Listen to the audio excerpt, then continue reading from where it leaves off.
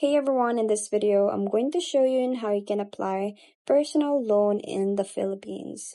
So first is you have to choose a lender. So it can be BPI, BDO, or Metro Bank. So you can compare the loan offers from major banks like the BPI, BDO, and Metro Bank. Or you can also use the online lenders like Cashalo or Tala.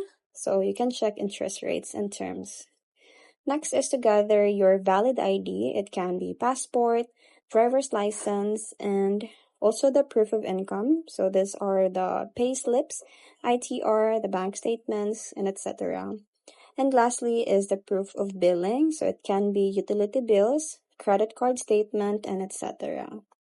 Next is you have to visit the bank's website or branch.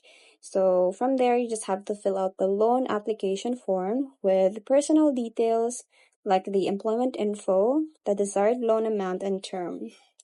Next is the bank will verify your documents and then they will check your credit score or the CIBI. So this typically takes 1 to 7 business days depending on the lender.